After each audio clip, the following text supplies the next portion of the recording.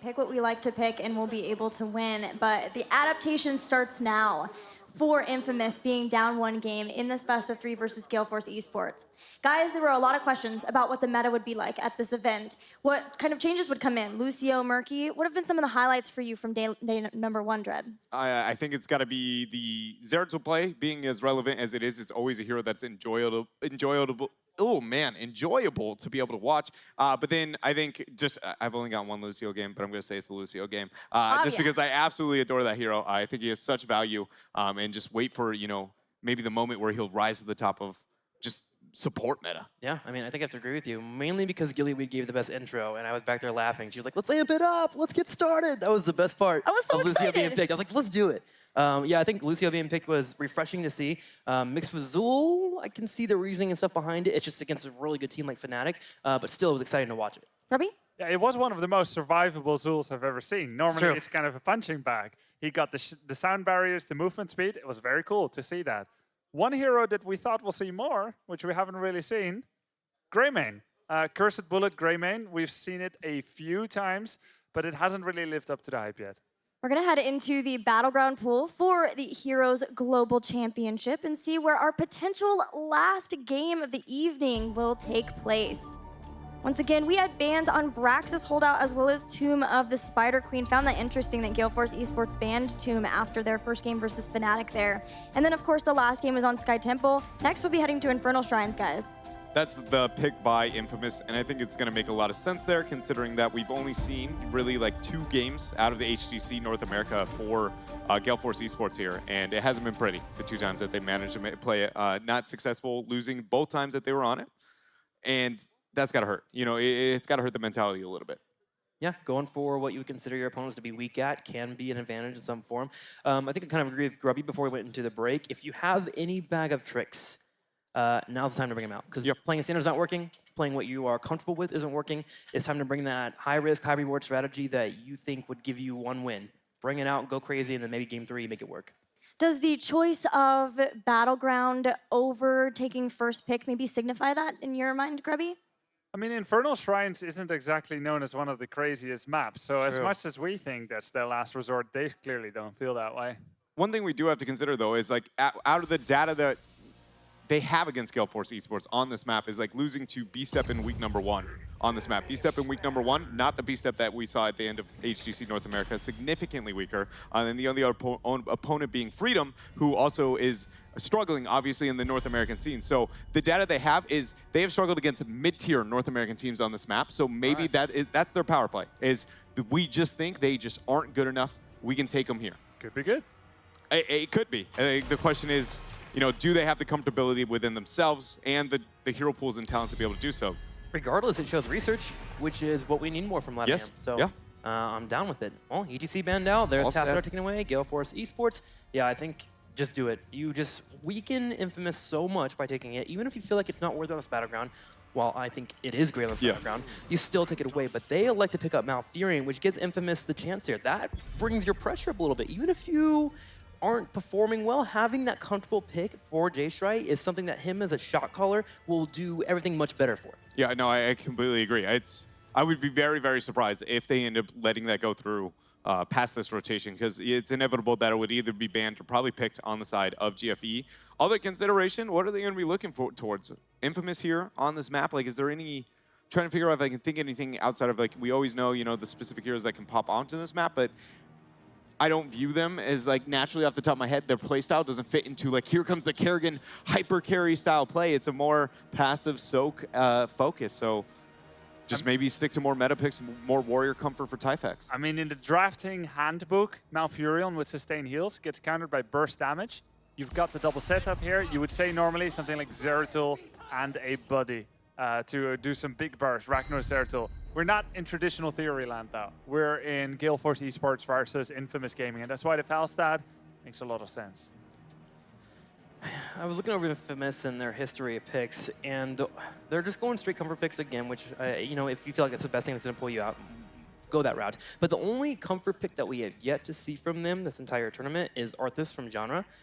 So maybe that's something we'll see later on. If they can get Gale Force to catch up on it and go for an aggressive, melee-oriented type of fight, maybe Thrall again, then suddenly Arthas can go up in value, and they can also get Shrine Control. Yeah, the Arthas on Infernal Shrines is a underestimated pick, I think, in a lot of situations. What it provides, not only on the control itself for his own ability to get onto skeletal defenders, but he's a deterrent to anybody on the opponents who want to be able to move in there with the slow and the damage output he's going to have post 4.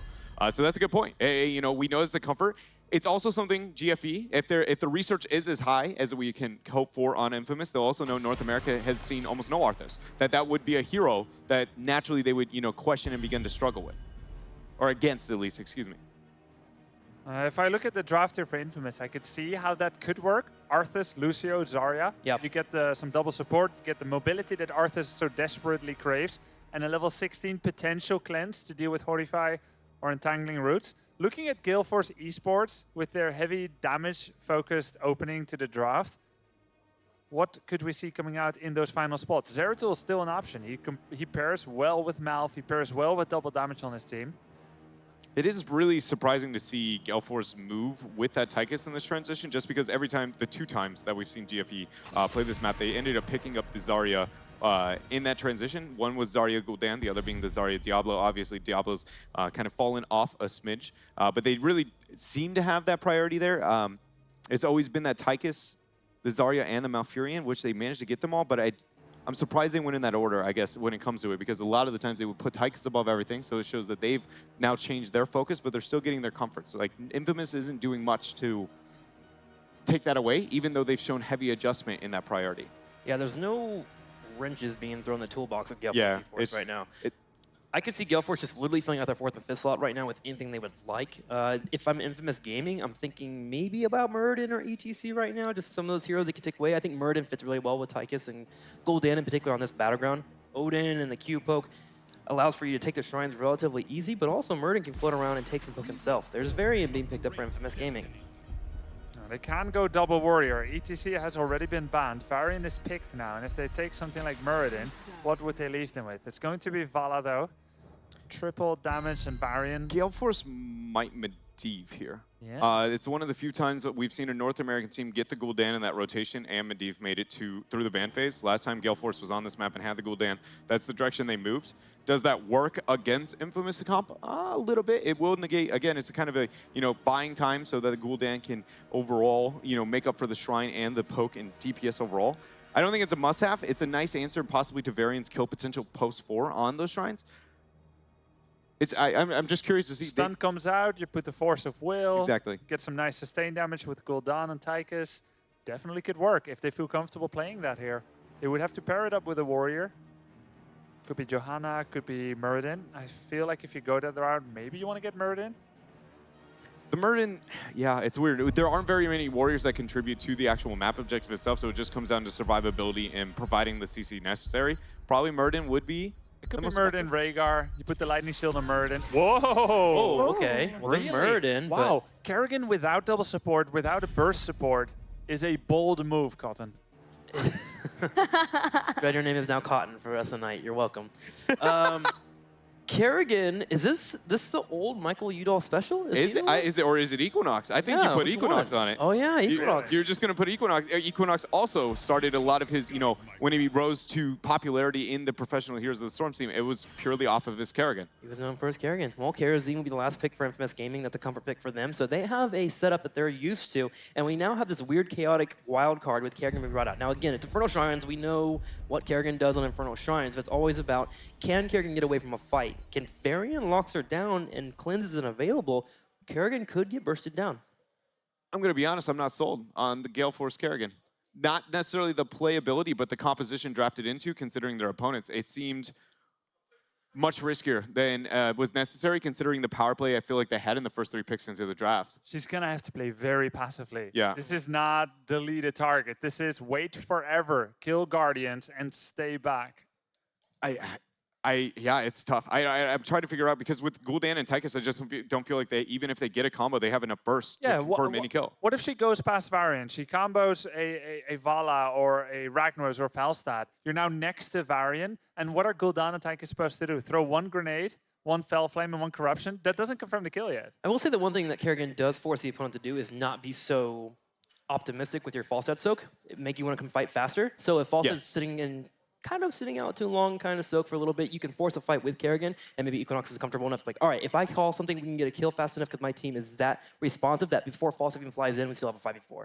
Yeah, I think that's a really good point. The pressure it brings on the shrine control in itself forces the Falstad to not gain that good of pressure onto the map. But I'm also questioning, if I don't feel like between the Tychus and the Gul'dan, you have enough follow-up to really get a lot of kills unless somebody's really out of position.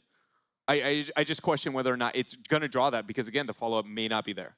We'll have to see because we are ready for game number 2. We'll see if Gale Force eSports can close it out here or if Infamous can take us to game number 3.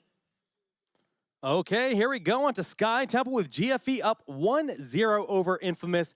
Jay-How, what are you expecting here with these lineups? Well, with this lineup in particular, we saw Muradin, which is something that Kron first started playing a few months ago when he switched over to that. Michael Yuta on Gul'dan is a little bit surprising, but I think the biggest thing that what Dread was just talking about. With Kerrigan in this comp, I think that he is 100% correct in, do you have the right type of follow-up when we get on the Shrine phase? On the other side, Infamous, I mean, we really got to look for Jay Shrite on the Falstad. That's definitely his staple hero. He was on the Zeratul in the last game, but by far, this is his most played and most comfortable hero and best hero with that. So we'll see what he can do. They do have the global advantage on their side. Have you ever seen a blind dwarf toss into a Stormbolt as soon as the game starts in like 12 seconds?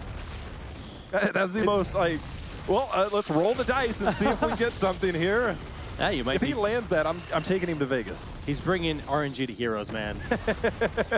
I mean, it's calculated, but either way, 4-man rotation when you have Gul'dan, Tychus, and Muradin is super scary, but what is also scary is you disrupt that rotation with Muradin, and then a follow-up from Equinox. I mean, that's the thing. I think you and I talked about this the other day is Kerrigan scaling, it's great early, and then you got to wonder where it comes late game. It's tough, and if you fall behind in Kerrigan, I mean, it's very difficult. If you're like 2 levels behind, it feels bad. And as they mentioned during the draft, I mean, there is no burst sustain. There is no big heal you can throw onto that Kerrigan to save her. You just got to rely on that regrowth coming through. It is. It's going to be the biggest thing is to try and keep them safe. The cleanses are going to have to be on support, but they do have Akaface, who is tried and true, and I think he's oftentimes the unsung hero on this just because we see so much I guess, change out of Gale Force all the time. Okay, a lot of damage going up here into the top lane onto Fan, who's happy to turn around and dish some damage out himself.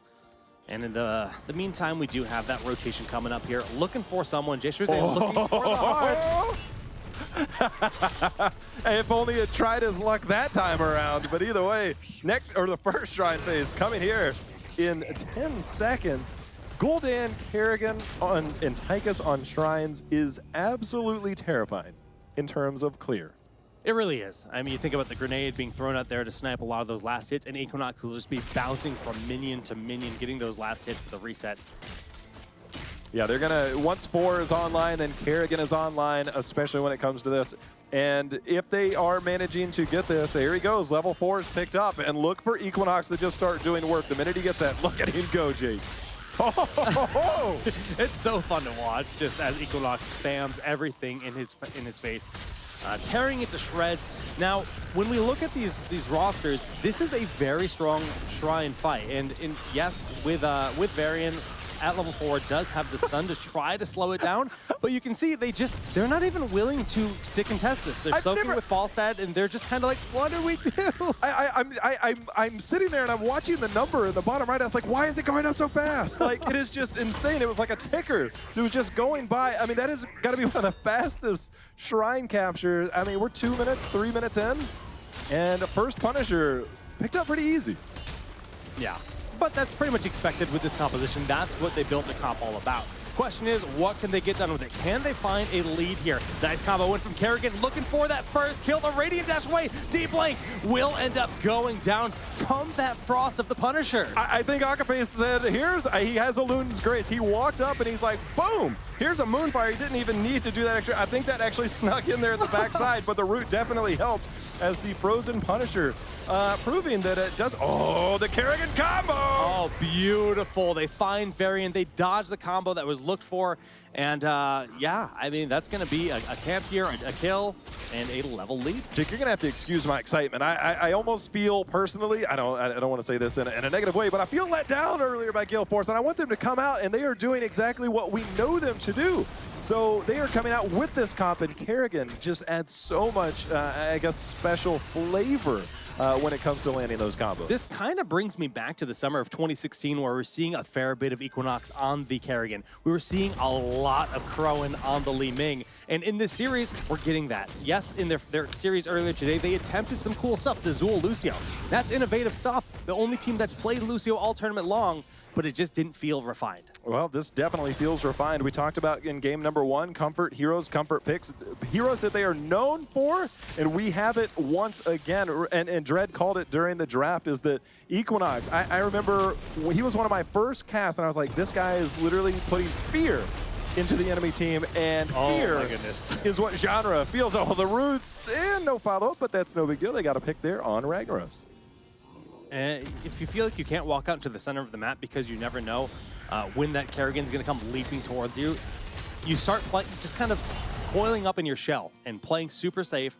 And Infamous as a team, they don't really seem to do that too much, but if they don't start to make adjustments, they will fall behind even more very quickly.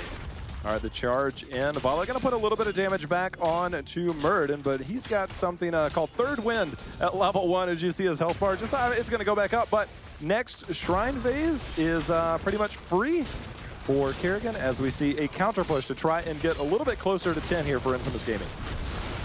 All right, once again, we see Equinox trying to set a new record in the top lane. On that, in the bottom, they get the roots in onto Varian. Nice heals coming through from Karazim, but the damage from Michael Udall, man, it just...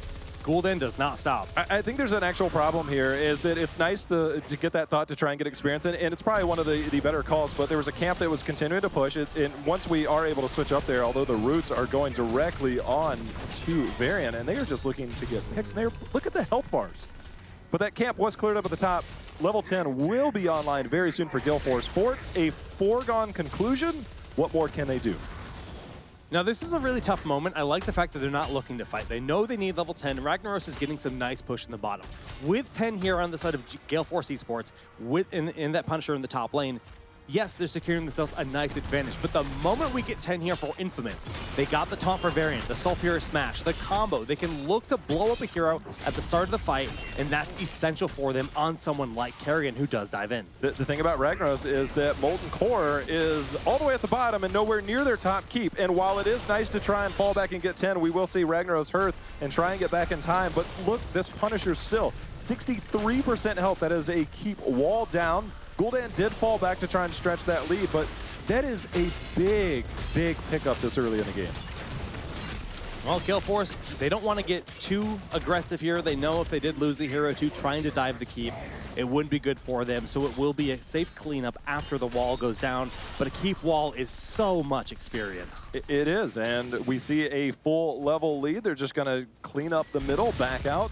And they don't have to fight. They can basically fall back, soak 13, wait for the next Shrine phase, and play this map to their advantage. And Infamous, it's one of those windows that you fall into. It's like, look, we're going to be down talents here, and maybe we should invade. Oh my goodness, a massive Kerrigan combo, and the Twilight Dream just tears them in half. Oh my goodness. Yeah, that's a tough one to walk into. Gale Force. Yeah, Equinox. I hear he's pretty good, but I think that might have been a little bit easier than normal. Yeah. That feels so good. When you get those kind of plays where it's like, thanks for the package, you just accept the delivery. It's like, oh yes, thank you. Yes, please. Anyways, that is another fort down on the side of Infamous. 13 picked up here for Gale Force, as we can see, continuing to go in, as we will see Kerrigan with that Eviscerate. That is 40% extra range. I actually had the pleasure of doing a video with Equinox last year talking about Kerrigan, and when he talked about, it's basically his love. If you go to Glaurung's Twitter page, it talks about how he loves to kill things with Zeratul. That's his bio.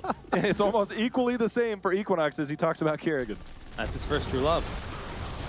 Okay, well, we are well on our way with some of the quest stones. Not a single one has been completed this game, except for the Sulphurous Hungers, but as we mentioned last game, that's pretty easy to do. We do have that next shrine, though, coming in here to the bottom half of the map this time. 13 still a ways away for Infamous to get that talent. Yeah, you know, sometimes you fall into this spot to where you're like, all right, we can soak 13, then we'll come down and fight. But when you have Kerrigan on the other team, and we already saw a world record pace at clearing these skeletal defenders, 10 down, you're basically going to get 13 for the defense now, not for any type of defense/offense. You are basically holding for 13 to say, I hope we don't lose more than a fort, and I really hope we don't lose a keep. Actually, the fort's down. Yeah, the fort's down, so they keep wall is what they have to hope for. Like, can't we keep our keep up at this point? Like, if we just lose the keep wall, I guess it's okay. But yeah, it's just kind of a great game right now for Gale Force, controlling every step. Look at that shield. It's not going to last forever, but yeah, it's nice to think about. If you are on Kerrigan, you just go from Skeletal Defender. Either way, Molten Core going to have to be used here. Falsad, he's going to hurt back Mighty Gust. They do have two defensive utility tools. It's not the best way you want to use them, but it is going to be 100% necessary if they want to keep this keep alive. Okay, getting some good damage done onto that Punisher. Down to about 50% HP. GFE playing very passive, not going to push the issue with that Molten Core being too much of a threat. Full 2-minute cooldown being used there with it, but well worth keeping your keep safe. I think Gale Force knows this. They backed out of the first one, they backed out of the second one. They know that by the time the next Shrine phase comes, which is in a little less than 2 minutes, the minute that Punisher dies, is that they'll have talent tier advantage again. I mean, I love that too, because J-How, we actually cast the HGC Open Division, and a lot of amateur teams try to dive under a boss like that in a situation where they have something like a Punisher. And I mean, Molten Core is not something you toy with. It is such a powerful defensive tool. I think right there is that Gale Force recognizes that Infamous, they have to try and make plays while they're on even talent tiers, else Gale Force will continue to play the talent tier advantage. And so they're like, wait a minute, what if they invade us? How about if we just try and turn it on them? We set up a party bush. But Infamous, not willing to be that aggressive right there. So we'll see if Infamous does try and push anything. But again, talent tier advantage, Gale Force eSports playing this flawlessly so far. Yeah, really clean. Level 16, just going to give them that huge power spike. And this is a trend we started to see. Dreadnought was, you know, expressing how Hardened Focus has taken over for Malfurion. I mean, it's really shown a big impact. How much have we seen Alcaface pressured this game at all? Not at all. I mean, as soon as he locked in that pick, as we see the going in, and there's a Sulphurous Smash goes down. There it is, but Avatar has been popped. They're staying alive right now. Equinox somehow stays alive, but he does go down. He is the first to fall, and that is what Infamous needed to do, but they are very low. They can't back out just yet too safely, Jake. The Odin over the wall is just going to dish out the damage. Level 16 locked on in. Not able to find a kill quite yet, but sieging them up and forcing them to play safe. That is, you know, that's what you expected about 45 seconds ago when they were on even talent tiers, but they're like, let's go for it. They go for it. They get the kill. That is exactly, this is what Dread was talking about, is that if you don't get that follow-up initially, Kerrigan now is in a susceptible position. I think Trixler talked about it as well. You are in a susceptible position as Kerrigan, and there are no burst hills from Malfurion. Okay, Typhex going in with the charge, trying to get Crowan down here. Nice stun on in the Twilight Dream, hitting 3 or 4 members. Beautiful Storm Bolt on Typhex, the grenade. Not enough damage quite yet. He charges in, but Typhex should go down. Typhex gets the kill. Crowan hit by the Rain of Vengeance, but the Storm Bolt coming through for Karazim's death. That is crucial right there. And the biggest thing, Rampant Hellfire for Gul'dan at level 16 is so deadly. Every time you hit with the Fell Flame, it increases the damage up to 5 stacks there. And so you could see the Fell Flame doesn't normally hit that hard, but it wiped out the last of the health bar there as we saw Karazim fall. And they are looking for another keep. As guess what? And guess who is on top of that shrine again? It is Kerrigan, it is Equinox, and this is about as easy as a game as you could possibly. Look at that. I could do that, G. You wish, J-How. But here we go with that last shrine being picked up. Of course you could do it. The top keep, did it go down? No, they got a lot of damage done to it, so it's not going to necessarily be a core push here, but they will escort it to try to confirm that keep, which should be very doable. And furthermore, they're going to have to try and bait it over to the middle keep. This is a Punisher. They do have 16 talent here. Again, they do have Molten Core. It should be available, but they run the risk of every time you get later and later, you give these up, you have less to protect you, and now you risk the potential of losing the game. If you go in and you don't have it, Odin makes it so scary. They're going in, Jake. This could be game ending, but they do have the tools to defend. There's the Molten Core. They're picking. Oh my goodness, the damage on the Molten Core, shredding through it very quickly. It will be nullified right here, right now. Now it's just a standard 5v5, but fault that is so low. Barrel rolling away. The fear is used again, and now we see on the front line, but Rain of Vengeance in return. Odin going in, and there's the dive in by Equinox. The Eviscerate, you see the deep dive, the follow-up. Down goes 3 members, 4 go down, and that is going to be Gale Force taking game number 2 and the series.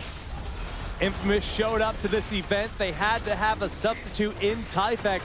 They did their best, but Gale Force will climb their way out of the loser's bracket here into day number 2. Kerrigan just took off Equinox at 13. That talent, that's why I wanted to point it out. He took off over that keep and just said, I'm hitting the backline. I'm taking this game. Essence for Essence is 16. Give me everybody. I'm taking everybody's life to end this. You know, Gale Force too, I just got to talk about the team in general. Such a cool team, the way they are, all flex, right? 4 flex players. We never know who's going to be on the tank. In that game, we saw the power of that, with Equinox going onto the Kerrigan from being a tank many of their games, and it really worked for them. It's pretty wild the way that their team works, but they show, when they show their true potential, you see that they are a very dangerous team. They can be a little bit hit or miss, I guess, if you're playing that 4 flex, but they did what they needed to do. They'll be moving on to day number 2, and they have kept themselves alive with what could no less be said, a completely dominant performance. But on the other side, Latin America is going to be exiting. Yeah, I mean, Latin America, Australia, New Zealand, those 2 regions, unfortunately, will fall today, but a lot more coming up this week, man. There's so much. I mean, the way that we saw the style swap from Gale Force doing something new to then going standard, like, when you think about tomorrow, what do you expect out of them? It's going to be crazy. I mean, it was hit or miss all day today. NAEU is going to be our final 6 teams for the next few days, but, you know, we're going to have NA versus NA at some point. So Ranked teams in EU still in winner's bracket. Yeah, that's the crazy part. So we'll see how that takes place throughout the next few days. I mean, NA versus NA will probably look far more comfortable. EU, I think we got Misfits versus Dig, you know, tomorrow. Oh, so there's just so many good games that I'm looking forward to tomorrow. All right, well, we have an interview with Red Eye. Red Eye, take it away. Thanks very much. Congrats, Mike. Must be such a relief to come through that game because it could have been a potential banana skin. Yeah, I mean, really happy we played well. Props to them. They played really well also. Just happy to make it to day 2. Yeah. When you came into this, you were quite confident. We spoke to you yesterday at Lent, and you felt like on your best day, you can be the best team in North America. Do you feel like you delivered that kind of form today, or were you disappointed? I mean, I think we're disappointed. We lost to Fnatic 0-2. I think the first game was really close, and we played fairly well. We had a couple missteps, but I mean, I still really stand by that. If we have a good day, and if we're showing up, I think we can beat any team. So I'm excited to show you guys all that tomorrow. Yeah. There's a little bit of dancing in there we saw. Do you want to give us another? Okay, that's now a gift for the world. So thanks for that, Mike. No, I can do a bit of, we can do a bit of moves. It's fine. Let's talk through the match itself. We said it could be a potential banana skin. Do you feel like they maybe didn't play as well as they can either, and that kind of gave you a little bit of an impetus in that game? I mean, I haven't played against them a lot, so I'm not sure their strength. But I mean, it is really late in the day, and we're all really jet-lagged. I know our team was like really, really tired, so my guess is they're exactly the same.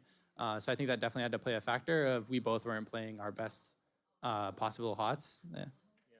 And your goal, I remember you said yesterday, absolutely have to reach top 4. Yeah. That's obviously still possible because you're still in the tournament, but do you feel better or worse about that prediction now you've played a couple of matches? I mean, I'm still feeling good. I think Fnatic's the best team in the tournament. So, I mean, going up against the team that I think will play in the finals if we get there was nice. I don't know. I still think we have a really good shot. I'm excited to play tomorrow. I'm looking forward to it. What have you learned so far? Is there a new meta yet, or is it still evolving? I mean, Murky's OP. That's all I know, man. We said that before the tournament started as well. Yeah, I mean, I don't know. I think it'll shape up a lot better tomorrow. These are only best of 3s, so like a lot of people just came in with like specific strats for specific maps. I think once you start getting to best of 5s, you get metas in each set, right? If you go to a game 5, like the picks in game 1 are way different than the picks in game 5, so I'm really excited to see that evolve. All right, well, best of luck. Congratulations today. Send you back to one more time to our panelist members and get their final thoughts on the day's last game. Gale Force eSports being able to keep their hopes alive in this tournament, taking out Infamous with a lot more of their Gale Force eSports style, especially that Kerrigan. Let's take a look right away at the play. I know you guys want to see again. I want to see again, and that's the big Kerrigan play. Yeah, the one the bottom left near the mercenary camp. Yes. Was absolutely outstanding.